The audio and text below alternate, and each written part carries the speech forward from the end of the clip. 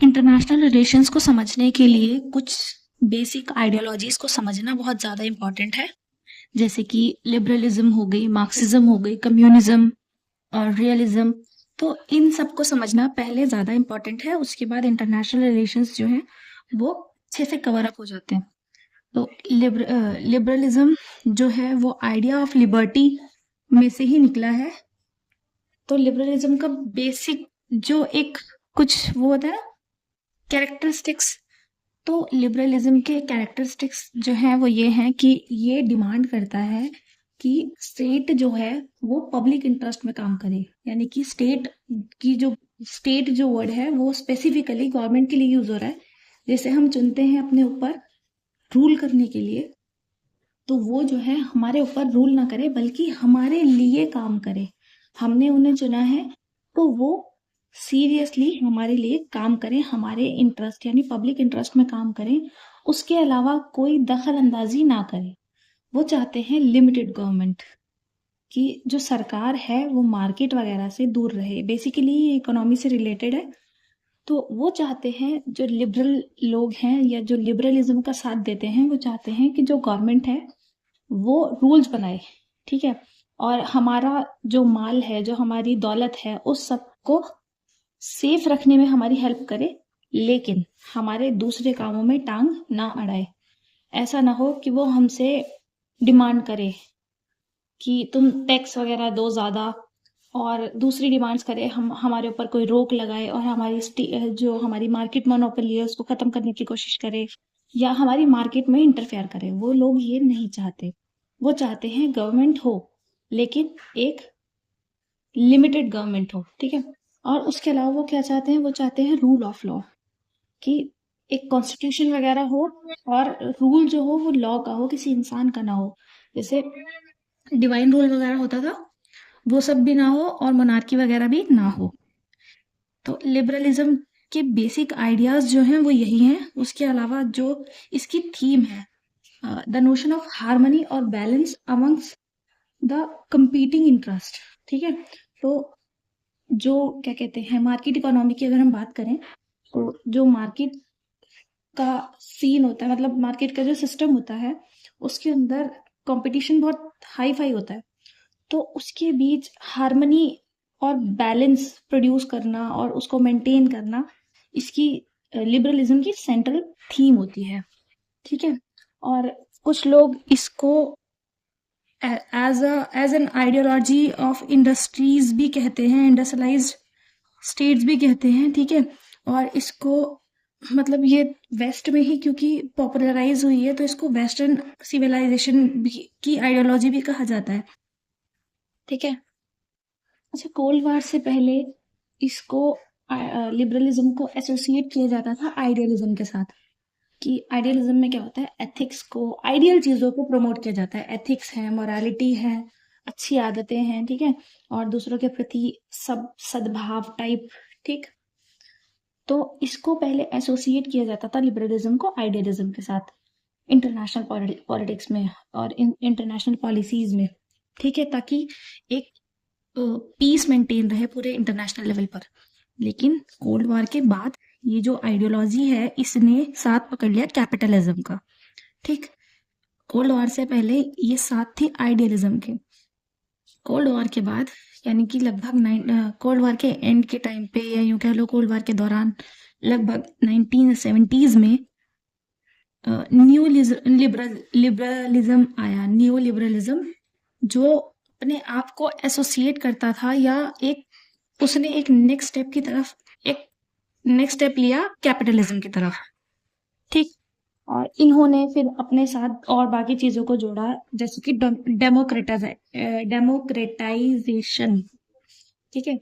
तो उसके तहत इन्होंने क्या बोला कि जो कंट्रीज हैं, सारी कंट्रीज, वर्ल्ड की सारी कंट्रीज को, जो उनके यहाँ पे मोनार्की हैं, जो डिवाइन रूल्स हैं, जो सल्तनत हैं, जो खिलाफत हैं, उन सबको त्याग कर डेमोक्रेसी लानी जरूरी है अगर वो लिबरलिज्म की तरफ आना चाहते हैं।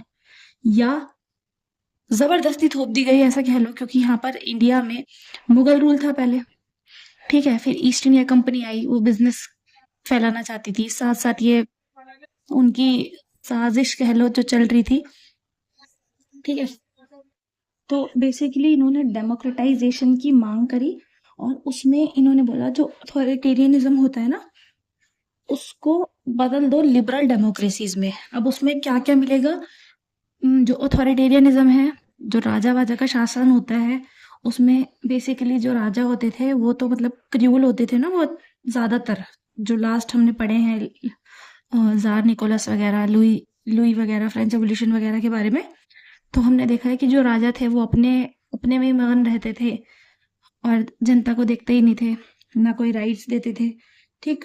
तो इन्होंने इसका बहुत फायदा उठाया। इन्होंने बोला कि अथॉरिटेरियनिज्म की तरफ से लिबरल डेमोक्रेसी की तरफ आओ, यहाँ पर तुम्हें बेसिक फ्रीडम्स मिलेंगी, बहुत से पॉलिटिकल राइट्स मिलेंगे और कॉम्पिटिटिव इलेक्शन मिलेंगी, मार्केट रिफॉर्म्स करेंगे हम लोग। तो इससे इसलिए बेहतर यही रहेगा कि तुम अथॉरिटेरियनिज्म को ख़त्म करो और डेमोक्रेसी को प्रमोट करो, ठीक है। ये पूरी एक तहरीक चलाई गई थी, अगर हम उर्दू में कहें तो पूरी एक हम्म, पूरी एक तहरीक चलाई गई थी, ठीक है। और दूसरा, ये डेमोक्रेसी भी और लिबरलिज्म भी दोनों बोलते हैं कि इंटरनेशनल सिस्टम में सपोर्ट करते हैं ये डिसेंट्रलाइजेशन को, कि किसी की एक के पास पावर ना हो, बल्कि डिसेंट्रलाइज कर दिया जाए, पावर को फेडरेट कर दिया जाए। जैसे फेडरेशन में होता है, थोड़ी पावर किसी के पास है, थोड़ी पावर किसी के पास है। जैसे इंडिया में अगर हम देखें, थोड़ी पावर सेंट्रल के पास है, थोड़ी पावर स्टेट के पास है, और फिर उसके बाद जब नीचे आ जाते हैं तो डिस्ट्रिक्ट लेवल पर भी जो पोस्ट वगैरह होती है उनके पास भी थोड़ी थोड़ी पावर होती है। तो बेसिकली लिबरल भी और डेमोक्रेटिक भी दोनों यही चाहते हैं कि इंटरनेशनल सिस्टम में पावर को और सपोर्ट को डिसेंट्रलाइज किया जाए, ठीक। उसके बाद इसकी की थीम्स आ जाती हैं, जिसमें सबसे पहला वही है कि इंटरडिपेंडेंस लिबरलिज्म। उसमें ये क्या कहना चाहते हैं कि मैंने जैसे बताया कि ये मार्केट इकोनॉमी की बात हो रही है, इकोनॉमिक सिस्टम से रिलेटेड है लिबरलिज्म। तो basically it is related with trade and economic relations. उसके हिसाब से इसको कभी कभी कमर्शियल लिबरलिज्म भी कह दिया जाता है। और इसमें क्या होता है कि ये एम्फेसाइज करता है इकोनॉमिक और इंटरनेशनल बेनिफिट्स को, ठीक है। काय चीज के बेनिफिट्स, वो बेनिफिट्स बताते हैं, एम्फेसाइज करते हैं फ्री ट्रेड, कि भाई फ्री ट्रेड से क्या क्या इंटरनेशनल लेवल पर और हमारे देश के इकोनॉमिक लेवल पर हमको बेनिफिट मिलेंगे, ठीक है। और लीडिंग टू म्यूचुअल बेनिफिट, ठीक है। और उससे फिर जब म्यूचुअल बेनिफिट होगा तो जनरल प्रॉस्पेरिटी भी होगी, ठीक है। उससे फिर पीस भी होगी, ठीक है। तो इसको फिर इससे फिर एटर्नल पीस फैल जाएगी, है ना, प्रॉस्पेरिटी होगी जगह जगह। तो एक रिचर्ड कॉब्डन नाम के एक थिंकर हैं, उन्होंने बोला कि जो फ्री ट्रेड ट्रेड है वो अलग अलग रेसेस के, अलग अलग क्रीड के, अलग अलग लैंग्वेज के लोगों को इकट्ठा कर देगा, ठीक है। और उससे क्या होगा, इसको कॉब्डन ने बोला कि this is the bond of eternal peace, ठीक है। और इससे एग्रेशन और एक्सपेंशनिज्म जो है वो खत्म हो जाएंगे, और that is known as the spirit of commerce. तो इनके हिसाब से जो था ये कमर्शियल लिबरलिज्म, जिसको बाद में नाम दिया गया कैपिटलिज्म का, ये बहुत अच्छी चीज थी, ठीक है। दूसरा आ जाता है इसमें, इसका की फीचर जो है वो है रिपब्लिकन लिबरलिज्म, जिसमें जैसे मैं पहले बता चुकी हूँ कि इन्होंने डेमोक्रेसी को सपोर्ट किया, डेमोक्रेटाइजेशन को सपोर्ट किया। तो डेमोक्रेसी और रिपब्लिकन लगभग लगभग ऑलमोस्ट सेम हो जाते हैं, थोड़ा बहुत हल्का फुल्का सा डिफरेंस होता है जो इतना मायने नहीं रखता। तो रिपब्लिकन में बेसिकली वो यही बोलते हैं कि जो है मोनार्किकल गवर्नमेंट होती हैं उनको ख़त्म किया जाए और उसके बदले रिपब्लिकन डेमोक्रेसी, रिपब्लिक को सपोर्ट किया जाए, ठीक है। तो उसमें उससे क्या होगा, उससे पीस फैलेगा। ये बात कही थी वुडरो विल्सन ने कि अगर हम मोनार्कीज को हटा के और सल्तनत वगैरह को हटा के अगर हम डेमोक्रेसी लेके आते हैं तो उससे पूरी दुनिया में पीस फैल जाएगी, शांति, सुकून टाइप, है ना। तो फिर आगे एक जो मतलब इसी में ही एक थिंकर हैं, उनका ये कहना है कि जो अथॉरिटेरियन स्टेट्स होते हैं वो बेसिकली बहुत ज़्यादा मिलिटरिस्टिक होते हैं, एग्रेसिव होते हैं, हर वक्त लड़ाई दंगे यही सब करवाना चाहते हैं, जबकि जो डेमोक्रेटिक स्टेट्स होते हैं वो नेचुरली पीसफुल होते हैं, और जो मतलब दूसरी डेमोक्रेसीज होती हैं उनके साथ बहुत मिलजुल के बहुत अच्छे भाव से रहते हैं। इसका एग्जाम्पल हमें इंडिया और पाकिस्तान से मिल जाता है कि कितने पीसफुल तरीके से ये लोग रहते हैं, दोनों जगह ही डेमोक्रेसी है। ठीक, ये सरकाज़म था, ठीक है। तो बेसिकली जो लिबरल्स होते हैं उनका यही सोचना होता है कि ऑथोरिटेरियन स्टेट जो होते हैं वो अनस्टेबल होते हैं, क्योंकि कई बार जो अंदर के लोग होते हैं वो सिविल वॉर कर देते हैं राजा के खिलाफ, अंदर अंदर अनस्टेबिलिटी फैली रहती है, कभी बाहर वाले उन पे हमला कर देते हैं, तो इस तरीके से हमेशा युद्ध चलते ही रहते हैं। तो ये बहुत अनस्टेबल सी बात है, तो इसलिए लिबरल डेमोक्रेसी को सपोर्ट करना चाहिए, रिपब्लिकनिज्म को लाना चाहिए, लिबरलिज्म के हिसाब से ये माना जाता है, ठीक है। और इनका ये भी मानना है कि जो डेमोक्रेसी है वो पीस के साथ एक तालमेल बना होता है, एक लिंकेज होता है उनके बीच में, कि जहाँ डेमोक्रेसी होगी वहाँ शांति पीस आएगी ही आएगी, है ना। और जहाँ पीस है तो समझ लो वहाँ पर डेमोक्रेसी है ही है। ये डेमोक्रेटिक पीस थीसिस के हिसाब से माना जाता है। इसका एग्जाम्पल भी हम इंडिया और पाकिस्तान से समझ सकते हैं, दोनों डेमोक्रेसी कितने अच्छे तरीके से साथ में मेल जोल करके रहती हैं, है ना। अच्छा, फिर फ्रांसिस फुकुयामा नाम का एक थिंकर है, उसका भी यही कहना है कि पूरी दुनिया इस बात को एक्सेप्ट करती है दैट जो लिबरल डेमोक्रेसी है और जो मार्केट कैपिटलिज्म है ये सब जो है हमारी जो मतलब हिस्ट्री है उसको ख़त्म कर देते हैं, और प्रॉमिस करते हैं एक स्टेबल एनवायरनमेंट प्रोवाइड करने की लोगों को, और पीसफुल ग्लोबल ऑर्डर प्रोवाइड करते हैं, मेंटेन करते हैं। यानी कि उनका कहने का मतलब यह है कि जो अब तक की दर्दनाक हिस्ट्री रही है मोनार्कीज वाली, तो उसको ख़त्म करके जब लिबरल डेमोक्रेसी लाई जाती है तो पूरी दुनिया में पीस फैल जाती है, और ग्लोबल ऑर्डर जो है वो पीसफुल हो जाता है, सुधर जाता है, ठीक है। और फिर एक कंट्रोवर्शियल बात आ जाती है आगे लिबरलिज्म में ही, कि ये अगर हमको लिबरल डेमोक्रेसी को प्रमोट करना है और उसके लिए हमें किसी एक्सटर्नल फोर्स की ज़रूरत पड़ गई, या समझ लो किसी मिलिट्री वगैरह की ज़रूरत पड़ गई, और हम ज़बरदस्ती उनके ऊपर इम्पोज कर दें कि नहीं अपना रिजीम चेंज करो, तो इट इज़ नॉट अनजस्टिफिएबल, मतलब ये गलत नहीं है।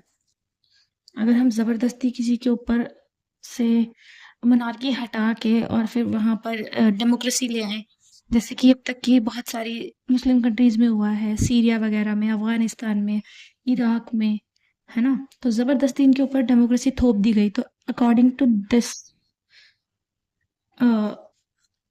दीज लिबरल थिंकर्स की ये बात गलत नहीं है। उसके बाद तीसरी थीम आ जाती है, दैट इज लिबरल इंस्टीट्यूशनलिज्म। इसमें इंस्टीट्यूशनलिज्म का बेसिक मतलब वही है कि कई सारे इंस्टीट्यूशंस को बनाया जाए ताकि वो वही लोगों को सर्व कर सकें, लोगों के काम आ सकें, ठीक है, पब्लिक इंटरेस्ट में काम कर सके, तो उसके लिए बहुत सारे लिबरल इंस्टीट्यूशन बनाए जाए, ठीक है। तो बेसिकली ये जो है ये एम्फिसाइज करता है इनफॉर्मल और फॉर्मल इंस्टीट्यूशन के रोल को, कि ये कैसे अपनी एक जिम्मेदारी निभाते हैं लिबरल प्रिंसिपल्स और गोल्स को अचीव करने के लिए, ठीक है। तो जो सोशल कॉन्ट्रैक्ट के थियोरिस्ट हैं हॉब्स और लॉक वगैरह, वो भी इस बात पे मतलब एक बोलते हैं कि जैसे सोशल कॉन्ट्रैक्ट के थ्रू रूल ऑफ लॉ लाया जाता है, तो ये रूल ऑफ लॉ लाने के लिए बहुत सारे फॉर्मल इनफॉर्मल इंस्टीट्यूशन भी बनाने पड़ते हैं, और वो अपनी बहुत अहम एक रोल निभाते हैं, अपना एक बहुत अहम रोल निभाते हैं लिबरल गोल्स को अचीव करने के लिए, ठीक है। इसमें फिर अमेरिकन प्रेसिडेंट वुडरो विल्सन कहते हैं कि जो रूल ऑफ लॉ है it would turn the jungle of international politics into a जू। तो मतलब जो जंगल होता है वहां पर सब, अगर हम देखें तो नेचुरली जंगल एक बहुत मेंटेन चीज है, ठीक, कि वहां पर हर तरह के जानवर हैं और बहुत सही से रह रहे हैं, लेकिन जो as per the waste thinkers जो जंगल है वो बहुत ही अनमेंटेन्ड और बहुत एकदम जैसे बोलते नहीं है कि एकदम अनस्टेबल सा है सब कुछ, ऊबड़ खाबड़ टाइप, कि कहीं पे भी कोई हिरन घूम रहा है, कहीं पे भी कोई शेर घूम रहा है, इस तरीके से। तो उनको मेंटेन करने के लिए एक ज़ू बनाई जाए, चाहे वो जानवर पागल हो जाएँ।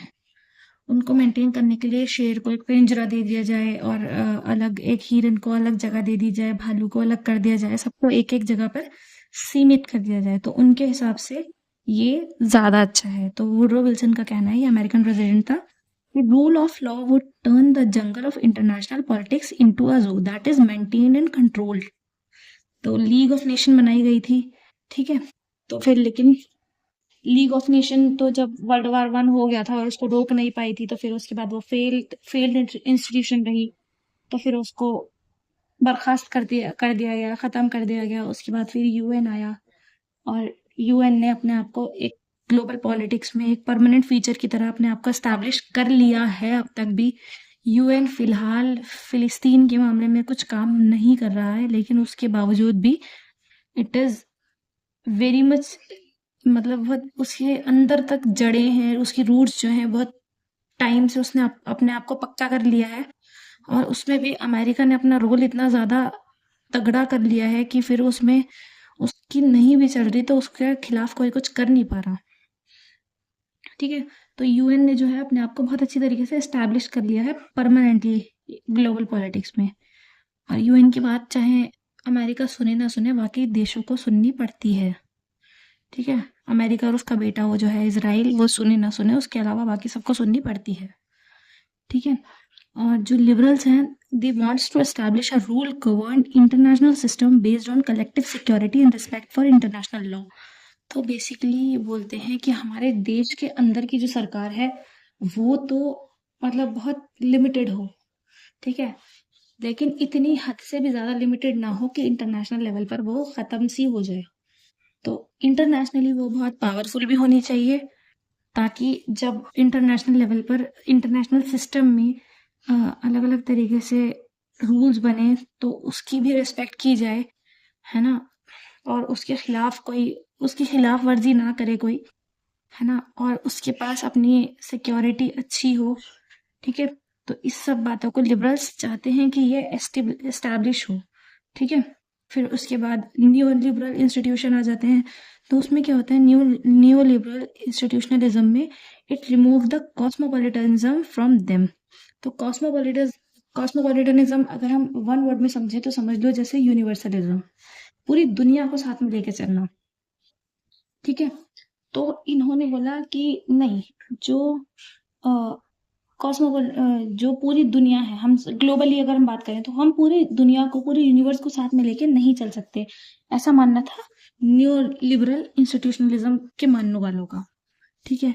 उन्होंने क्या बोला कि जो इंस्टीट्यूशन है वो एक मीडिएटर की तरह आते हैं, वो कोऑपरेट करवाते हैं और हमारे सेल्फ इंटरेस्ट को इंटीग्रेट करते हैं, ठीक है? इंटरनेशनल लेवल पर जो इंस्टीट्यूशन है वो एज अ मीडिएटर काम करते हैं। बेसिकली अगर हम कहना चाहें, जैसे हमने 3-4 मेन जो पढ़ रखे हैं, WTO और IMF, वर्ल्ड बैंक, है ना? ये यूएन के ही हिस्से हैं। ब्रेटन वुड्स सिस्टम के बाद एस्टैब्लिश हुए थे, इसके बारे में हम बाद में बताएंगे। तो उसमें ये जो सारी चीज़ें जैसे मैंने बताई अभी अभी, ये जो है एज अ मीडिएटर काम करती हैं इंस्टीट्यूशंस जो है। तो और ये कोऑपरेट करवाती हैं 4-5 या उससे ज़्यादा देशों के बीच आपस में। उसके अलावा इनका कोई इतना खासा काम होता नहीं है। तो ये सिर्फ एज अ मीडिएटर ही एग्जिस्टेंस में आई है, ऐसा मानना था न्यू लिबरल्स का। और उन्होंने क्या बोला, this cooperation is difficult and prone to break down due to relative gains. तो जब दोनों तरफा पार्टी को ही फायदा हो रहा है तो वो फिर इन कॉपरेशन को तोड़ना नहीं चाहती, इस कॉपरेशन को वो लॉन्ग टाइम तक चलाए रखना चाहते हैं, ठीक है? तो उससे क्या होता है, it leads to absolute gains.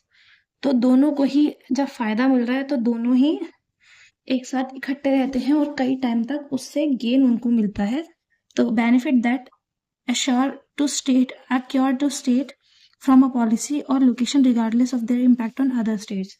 तो बेसिकली इनका कहना यही है कि जो इंस्टीट्यूशन है वो एज ए मीडिएटर काम करते हैं, और जो जब उन्होंने किसी मामले को या किसी ट्रीटी को मीडिएट कर दिया है तो उसके बाद जो है, जो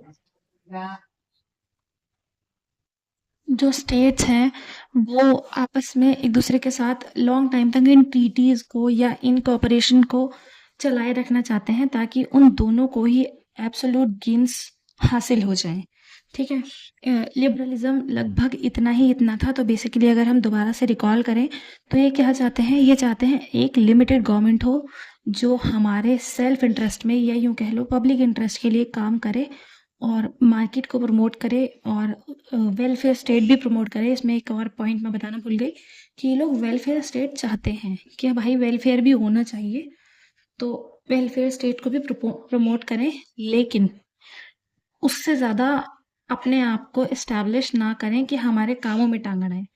तो सबसे जो मेन पॉइंट है इसका वो यही है कि ये लिबर्टीज़, जैसे लिबर्टी में मैंने बताया था ना, तो समझ लो नेगेटिव लिबर्टी से है ये। तो ये फ्रीडम फ्रॉम वाले हैं कि हमारे ऊपर सरकार का ज़्यादा जोर ना हो, बेसिक लिबर्टीज़ हमें मिले ही मिले और सरकार हमारे लिए काम करे, उसके अलावा लिमिटेड गवर्नमेंट रहे। ठीक।